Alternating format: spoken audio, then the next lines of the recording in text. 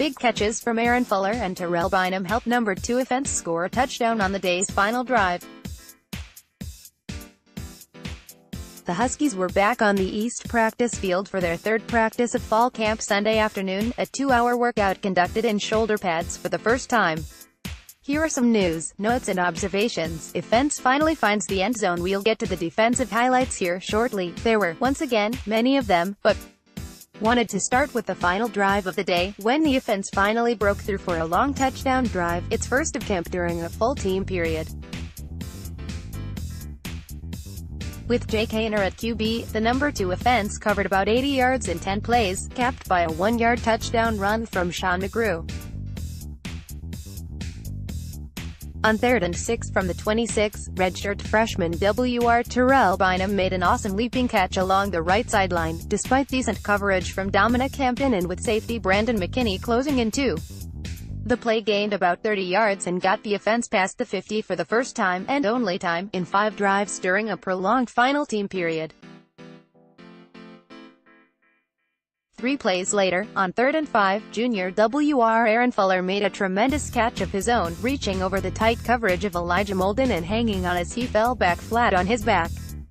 Play gained about 35 yards to the defense's 11-yard line. McGrew carried 3 consecutive times after that, with 2 errant snaps from young center Cole Norgard mixed in, and on his touchdown run he just got in after a collision with LB Matt Preston. Defense rules that final drive was one of the few highlights of the day for the offense, which is the losing side for the 3rd straight day, wound up running 4 gassers sideline to sideline. The defense had 5 more interceptions at Sunday afternoon's practice, 1 each from defensive backs Taylor Rep, Elijah Molden, Keith Taylor, Julius Ervin and walk-on Sean Vergara, who returned his some 20 yards for a touchdown. Molden, for the 2nd straight day, made a sensational diving grab to pick off Haener. Rep also made an all-out diving interception, his coming on Jake Browning's final throw of the day.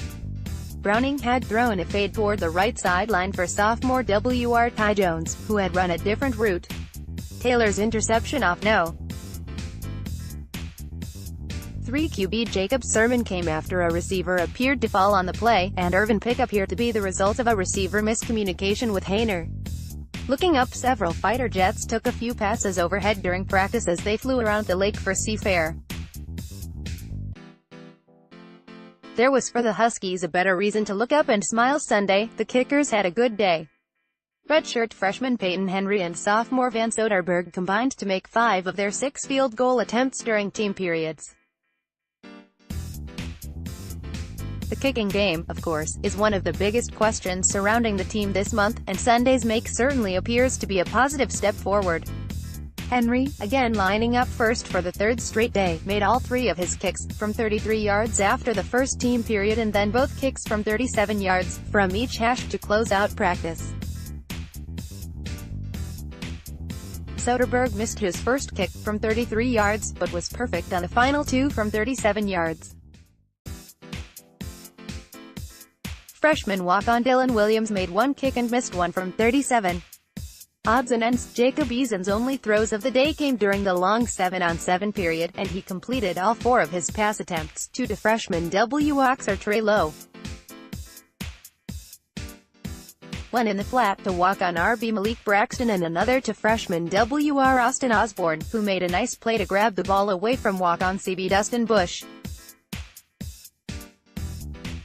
Sermon, the freshman from Bothell, had one of the better throws of the day when he hit Myles Gaskin on a wheel route along the left sideline for a gain of some 40 yards during 7-on-7.